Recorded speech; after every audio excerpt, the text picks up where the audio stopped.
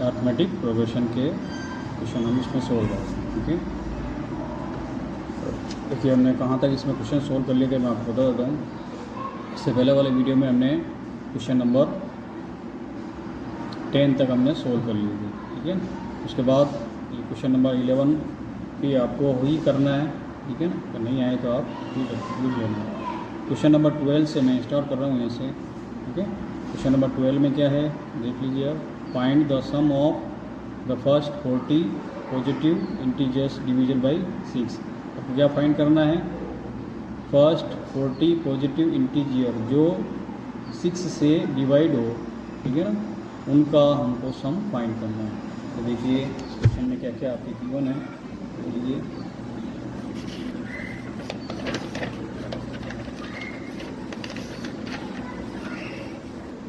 Question में हमारे पास हमें सम फाइंड करना है। ठीक है, सबसे पहले क्वेश्चन नंबर मैं आपको लिख देता हूँ। इसमें क्वेश्चन नंबर ये है 12। ठीक है, क्वेश्चन नंबर 12 में हमें सम फाइंड करना है फर्स्ट 40 पॉजिटिव इंटीजर्स का। ठीक है, पॉजिटिव इंटीजर्स का हमें सम फाइंड करना है। ठीक है, तो क्या हो डिविजिबल बाई 6। ठीक है, ऐसे नंबर जो 6 से डिवाइड हो और फर्स्ट पॉजिटिव 40 पॉजिटिव इंटीजर भी होने चाहिए। ठीक है, तो हमें AP बनानी है और गिवन इंफॉर्मेशन। तो हमें सबसे पहले क्या मिलेगा, जो 6 से डिवाइड होता है वो है 6। अब 6 से आगे ऐसा कौन सा नंबर है जो 6 से डिवाइड होता है, वो है हमारे पास 12। ठीक है, और इसी तरह से अब इसके आगे वाला नंबर जो होगा 18। ठीक है ना, तो इसी तरह से हमें कहाँ तक ये फाइंड करना है, सम कहाँ तक फाइंड करना है, अप टू 14 टर्म। ठीक है, ये first term, second term, third term, इसी तरह से इसको 40 टाइम हम लिखेंगे और उन सब का सम हमें फाइंड करना है। तो देखिए हमारे पास क्या क्या वैल्यू अवेलेबल है अकॉर्डिंग टू क्वेश्चन। A की वैल्यू हमारे पास 6 है। D कितना हो जाएगा कॉमन डिफरेंस 12 माइनस 6 हो जाएगा 6। ठीक है, और आपको अप टू 50 टाइम यानी N की वैल्यू कितनी दे रखी है 40। ठीक है, अब हमें SN फाइंड करना है। SN फाइंड करना है, SN का formula N/2 2A plus N minus 1 ND। ठीक है, S 40 लिख दीजिए यहाँ पे, N की वैल्यू 40/2 2 इंटू A की वैल्यू हमारे पास 6 N 40 माइनस 1 D कितना है हमारे पास 6। ठीक है, तो S 40 ये 2 से 40 काट दीजिए 20 हो जाएगा। ये आपका मल्टीप्लाई हो गया 12। ठीक है, ये 40 में से 1 माइनस किया 39 इंटू 6। ठीक है, S 40 20 इंटू इनका सम कर दीजिए, पहले मल्टीप्लाई कर दीजिए।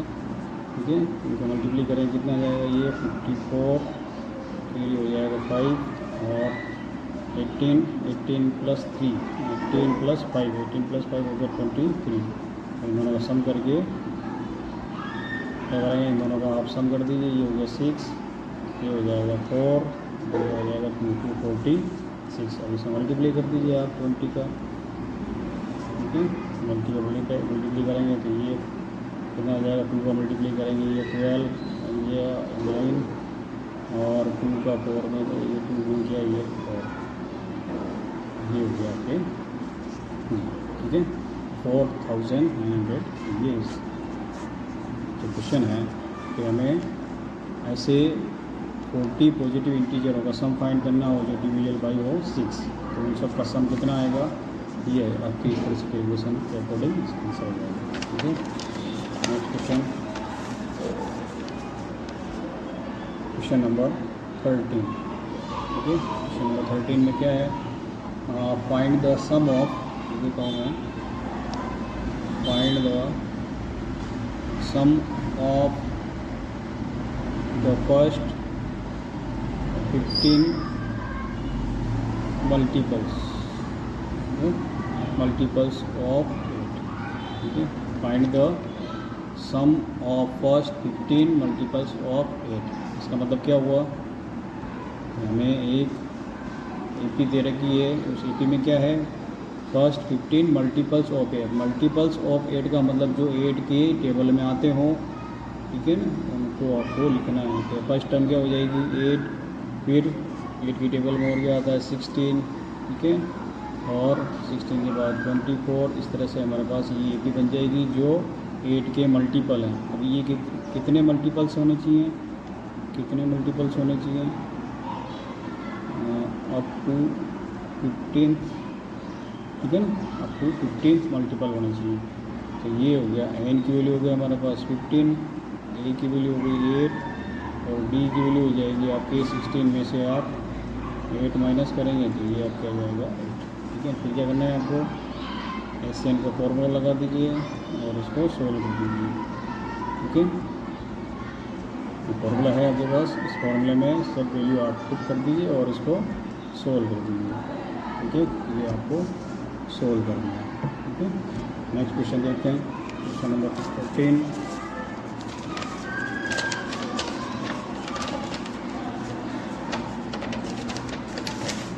क्वेश्चन नंबर 14, क्वेश्चन नंबर 14 में क्या है question, find the sum of the odd number. क्या फाइंड करना है, find the sum of odd number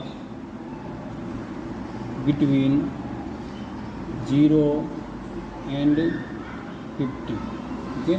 ये है क्वेश्चन आपके 14, find the sum of the odd number between 0 and 50। हमें ऐसे नंबर का सम फाइंड करना है जो 0 और 50 के बीच में हो और ओड नंबर भी हो।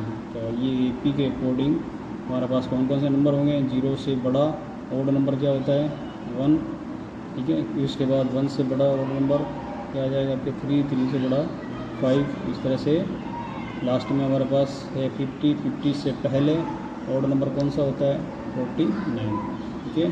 तो ये सब ओड नंबर हो गए 0 और 50 के बीच में, जितने भी ओड नंबर थे मैंने सब यहाँ पे लिख दिए, ठीक है। अब आपको क्या करना है, इसका सम फाइंड करना है। तो सम फाइंड करने के लिए हमें क्या क्या चाहिए, A की वैल्यू चाहिए, ठीक है। A की वैल्यू कितनी है 1 है, T कितना है, सेकेंड टर्म में से फर्स्ट टर्म माइनस कर लीजिए, D आ जाएगा, ठीक है। और ये 49 क्या है, ये लास्ट टर्म है, ठीक है। AN की वैल्यू है या लास्ट टर्म इसको बोलते हैं, ये 49 है, ठीक है। अब हमें इसका सम फाइंड करना है। हमारे पास n नहीं है, कहीं भी n नंबर ऑफ टर्म हमारे पास नहीं है। अगर n की वैल्यू होगी तो ये SN फाइंड होगा। हमें सबसे पहले n की वैल्यू फाइंड करनी है। तो क्या करेंगे हम, पहले फॉर्मूला AN का आपको, ठीक है ना, इसको लगाना है, AN का फॉर्मूला लगाना है और इससे हम n फाइंड करेंगे। AN की वैल्यू कितनी है हमारे पास, AN की वैल्यू है 49, A है हमारे पास 1 प्लस n माइनस 1,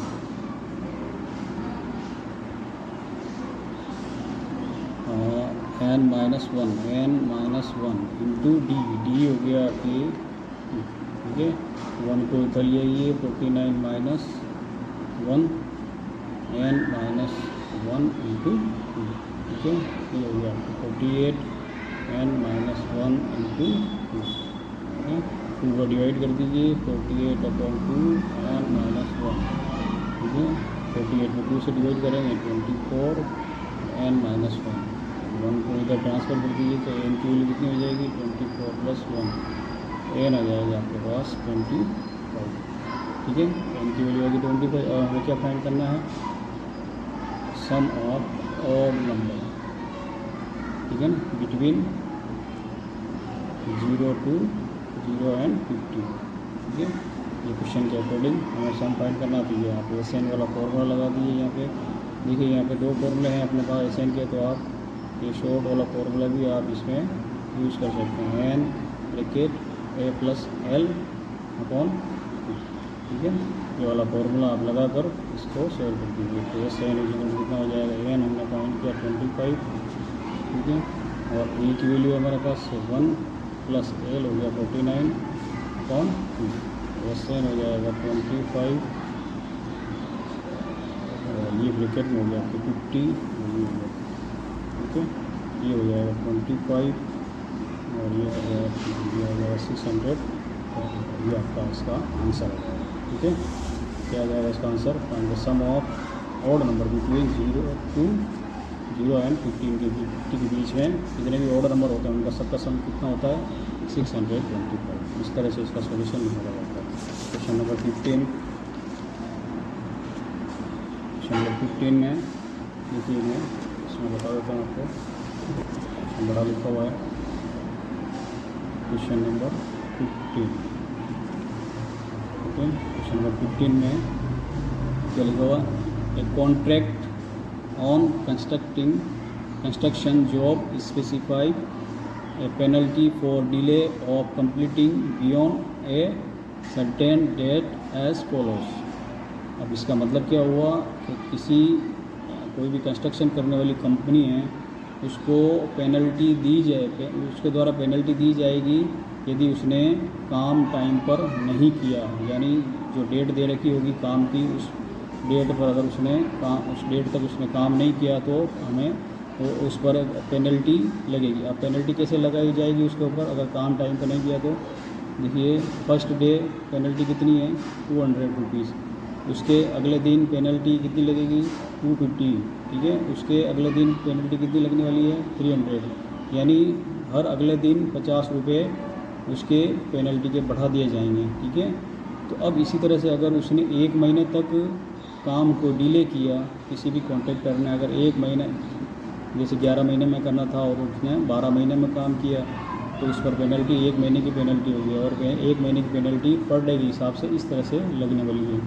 तो हमें इस क्वेश्चन में ये पूछा गया है कि आपके 30 डेज़ में उस कॉन्ट्रैक्टर पर कितनी पेनल्टी लगने वाली है। ठीक है, तो उस पेनल्टी को हमें फाइंड करना है कि 1 मंथ में एनएलपीसी पेनल्टी कितनी लगने वाली है, अगर इस तरह से उसकी ये डाटा पे रखें।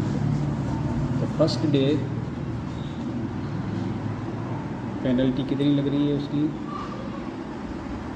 पेनल्टी फर्स्ट डे पेनल्टी कितनी है? 200 रुपीज़। ठीक है, सेकेंड डे पेनल्टी कितनी है? 250 रुपीज़। ठीक है, और इसी तरह से थर्ड डे की पेनल्टी कितनी है? 300 रुपीज़। ठीक है, तो हमें क्या फाइंड करना है? हमें AP बना दीजिए इसकी। ये देखिए 200 रुपीज़, 250 और rupees 300 rupees and so and. तो ये कहाँ तक? 13 डेज तक। ठीक है ना, 30 दिनों तक हमें इस टोटल पेनल्टी कितनी लग रही है वो आपको फाइंड करनी है। फर्स्ट डे की पेनल्टी इतनी, सेकेंड डे की इतनी और थर्ड डे की इतनी। ठीक है, और हमें 30 दिनों की पेनल्टी टोटल फाइंड करनी है। तो इन सब का क्या फाइंड करना है? हमें सम फाइंड करना है। सम के लिए फॉर्मूला है 1/2 2a + n-1 n d।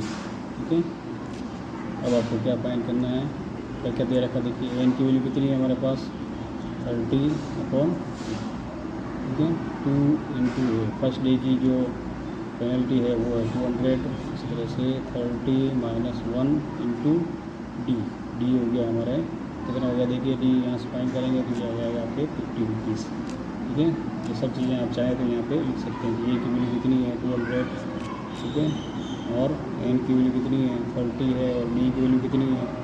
ये 250 में से 200 माइनस करेंगे तो ये आपके 50 आ जाएगा। ठीक है, इस तरह से पहले ए एन डी आप ऊपर लिख सकते हैं, उसके बाद ये फॉर्मूला लगा के इनको सोल्व कर दीजिए।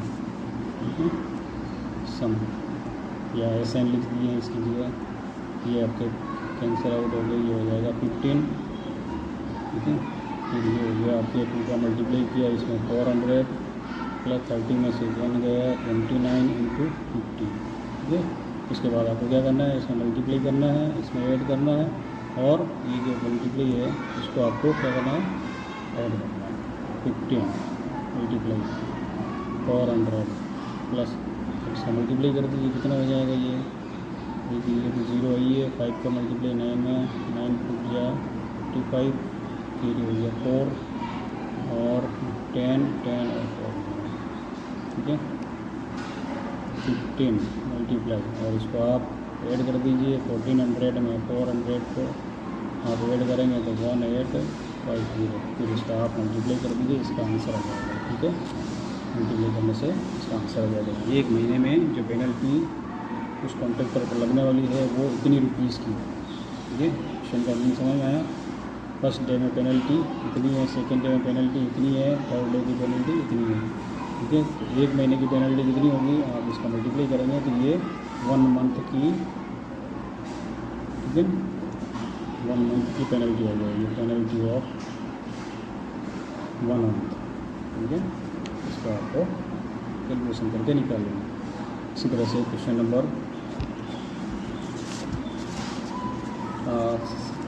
16 है। क्वेश्चन नंबर 16 है। क्वेश्चन नंबर 16 में क्या है, क्वेश्चन नंबर 16 में a sum of rupees 700 is to be use to give 7 cash prizes to student of a school for their overall academic performance. If each prize is rupees 20 less than its preceding prize, find the value of each of the prizes. ठीक है, question में आपको explain कर देता हूँ। इसका question का मतलब क्या है, हमें कितने प्राइज़ लाने हैं बाजार से। जैसे आपके कोई कंपटीशन वगैरह होते हैं, ठीक है ना, तो हमें बच्चों को प्राइज़ देने होते हैं। तो उन प्राइज़ ख़रीदने के लिए हमें कितने प्राइज़ लाने हैं, आपको 7 प्राइज़ लाने हैं, और वो भी कैश पेमेंट करके 7 प्राइज़ लाने हैं। और हमारे पास टोटल अमाउंट कितना है, ठीक है, 700 रुपीज़ है, और 7 प्राइज़ हमको खरीद कर लाने हैं बच्चों के लिए। ठीक है, और उसमें कंडीशन ये है कि जो हर प्राइज़ है, जैसे फर्स्ट प्राइज़ आपके जैसे 100 रुपीज़ का है, तो सेकंड प्राइज़ आपके 100 से 20 रुपये कम कर दी, यानी 80 रुपीज़ का होगा। फिर थर्ड प्राइज़ जो होगा वो उसमें 20 रुपीज़ और लेस कर दीजिए। इसी तरह से आपके जो आगे वाले जो प्राइज़ हैं, इस तरह से उसमें से 20 रुपीज़ माइनस होते जाएंगे। ठीक है, हमारे पास केस प्राइस कितने हैं, केस अमाउंट कितना है हमारे पास 700, और हमें 7 प्राइस खरीद के लाने हैं। और उन प्राइस की कंडीशन ये है कि हर प्राइस जो होगा वो 20 रुपये कम की रेट का होगा। ठीक है, अब देखिए इस क्वेश्चन को मैं इस तरह से लिखता हूँ। ठीक है, जैसे first price, second price, third price, fourth price, 5th 6th और ये 7 प्राइस। ठीक है, ये A1 हो गया, A2 हो गया, A3, A4, A5, A6 और A7, 7 प्राइस लाने हैं। और हमारे पास अमाउंट कितना है टोटल 700 रुपीज़। ठीक है, तो जैसे मैंने मान लिया फर्स्ट प्राइस है हमारे पास कितने रुपए का है, मान लिया है हमने A। ठीक है, जो फर्स्ट प्राइस है उसकी रेट कितनी है, A है। जो सेकंड प्राइस है वो उससे 20 रुपये कम है, तो इसका क्या हो जाएगा A-20। जो सेकंड प्राइस है उसकी कॉस्ट कितनी हो जाएगी A-20। अब आगे वाला जो प्राइस है उससे फिर 20 रुपये कम है, A-40 हो जाएगा। ये फिर ये वाला प्राइस A-600 हो जाएगा, और ये हो जाएगा A-80, और ये हो जाएगा A-100, और लास्ट वाला प्राइस A-120। ठीक है, ओके, सब जो प्राइस हैं वो 20-20 रुपये कम कर दिए मैंने, -20, -40, -60। ठीक है, अब इन सब का जो सम है वो कितना दे रखा है आपको 700। ठीक है, इन सब का जो सम है वो कितना है 700 रुपीज़ है। अब हम क्या करेंगे, इन सबको ऐड कर दीजिए। ठीक है, ऐड कर दिया, ये प्लस A-20, A-40, A-60, ठीक है, A-80, A-100 और A-120। ठीक है, और इक्वल्स टू में आपको लिखना है 700। अब सबको मैंने ऐड कर दिया। 7 प्राइस थे तो आपको इस तरह से आप लिख सकते हैं। ज़्यादा प्राइस हो तो फिर अलग तरीका है। अब कम प्राइस ही हैं अपने पास 7, इसलिए हम इसको डायरेक्ट ऐसे लिख सकते हैं। ठीक है, अब हमारे पास इसको कैलकुलेट करने के लिए क्या क्या है, ए देखिए कितनी बार है, ए आपके 7 टाइम है, 1 2 3 4 5 6। ठीक है, 1 2 3 4 5 यानी 7 टाइम आपके ए आ रहा है। ठीक है, -20, -40, -60, -80, -100 अब इनका सबका सम कितना होगा, देखिए यहाँ पे ये हो गया 100, ये 100 और ये 100, कितना होगा 300, 300 माइनस ये हो गया 420 और ये हो गया 700। ठीक है, 700 ये इधर आप दे दीजिए 420, ठीक है। ये हो गया आपकी क्वेश्चन इसकी कर लेते हैं अपन।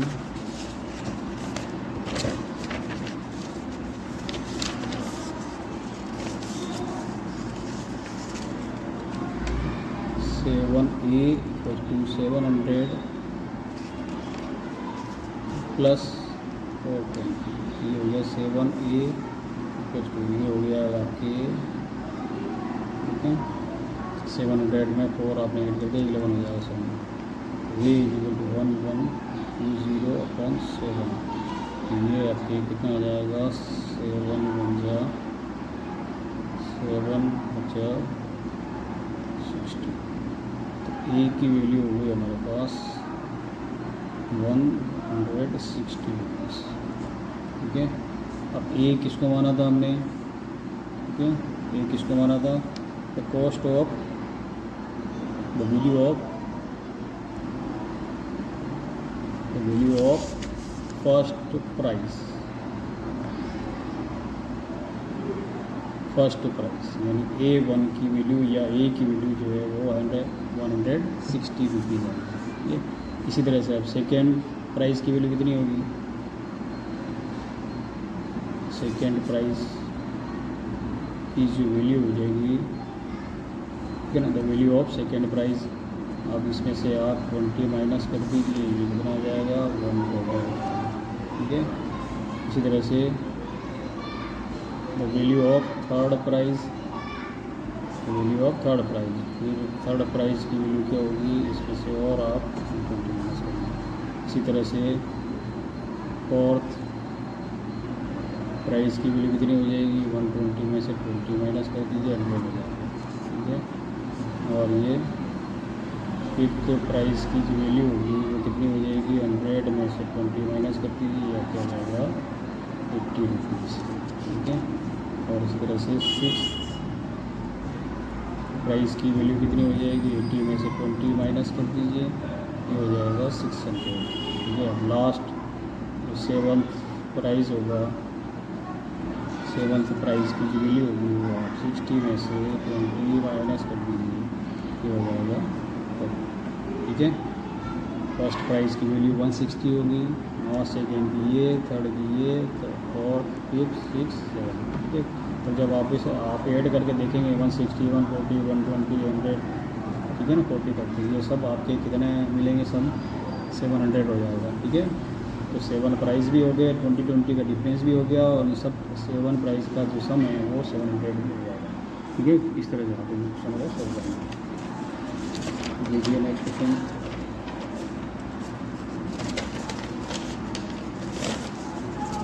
Question number 17।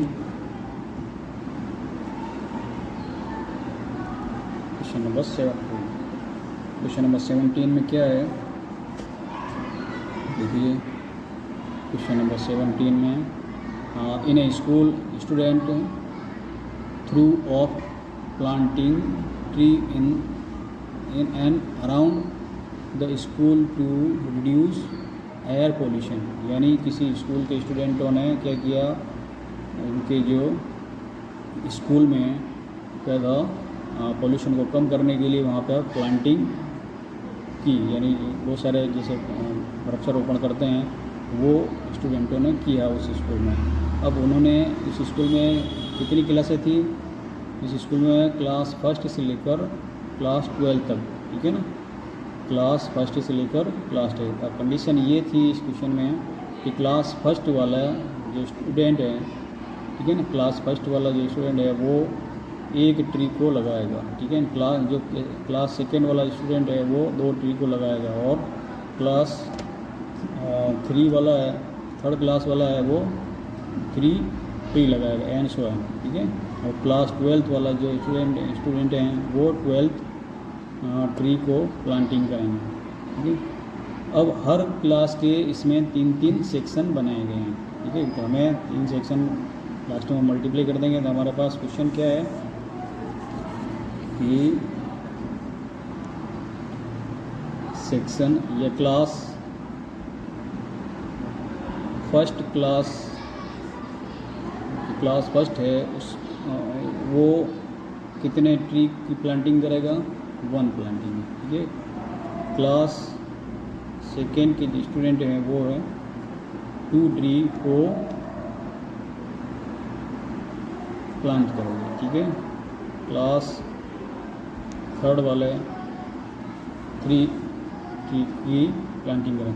अब इसी तरह से हमारे पास क्या हो जाएगा, क्लास 12 तक, क्लास 12 के जो स्टूडेंट होंगे वो कितने पेड़ लगाएंगे, 12 पेड़ लगाएंगे, ठीक है।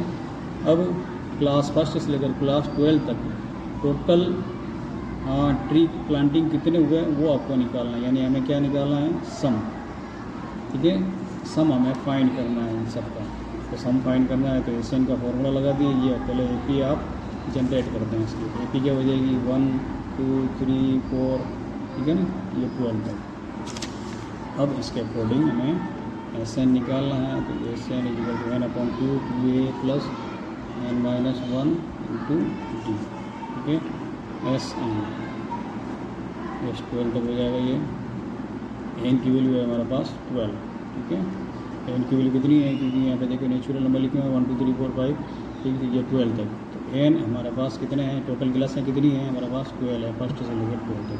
तो एन की वैल्यू 12 हो जाएगी। 2 इंटू ए हो जाएगा 1, और ये 12 माइनस 1, और डी हो जाएगा 2 में से 1 माइनस कर दीजिए, ये 1 आ जाएगा, कॉमन डिफरेंस एस 12, ये हो जाएगा, यहाँ कैंसिल आउट हो गया 6, ये 2, और ये हो गया 12 में से 1 माइनस कर दीजिए 11 ये हो जाता है। 11 का मल्टीप्लाई 1 में करेंगे 11 ही हो जाएगा, एस 12 6, और ये हो गया आपके 13, ठीक है। और ये कितना हो जाएगा, इसका मल्टीप्लाई कर दीजिए 18, और ये 78, ठीक है।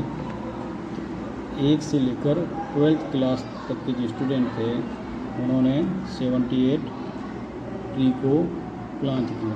अब क्वेश्चन में ये भी दे रखा है कि ईच सेक्शन, ईच क्लास, ठीक है, ईच क्लास में कितने सेक्शन हैं, 3 सेक्शन, ठीक है ना।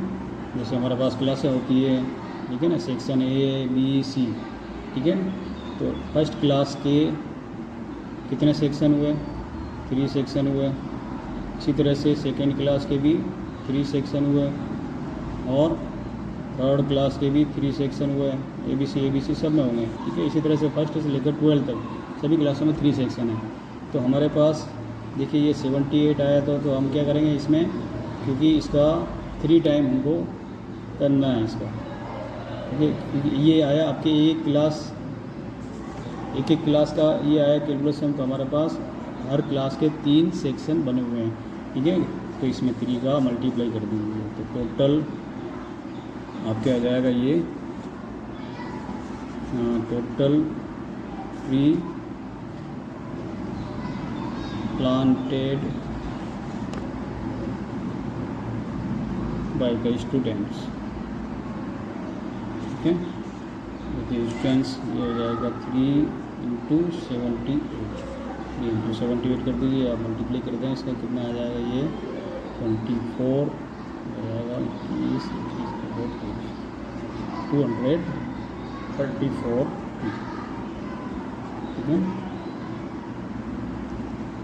यानी क्लास 1 से लेकर 12 तक जो हैं उसमें हर एक क्लास में 3 सेक्शन बने हुए हैं, तो वो 3 सेक्शन मिलाकर ये टोटल प्लांटिंग कितनी होगी, ट्री की प्लांटिंग 224 हो जाएगी, ठीक है। फिर अब इसके आगे वाला जो क्वेश्चन है वो नेक्स्ट वीडियो में हम सोल्व करेंगे, ठीक है। आज यहाँ तक ही है, ठीक है। इनको आप पहले कंप्लीट करें, फिर उसके बाद हम दूसरे क्वेश्चन को देखेंगे, ओके। Thank you.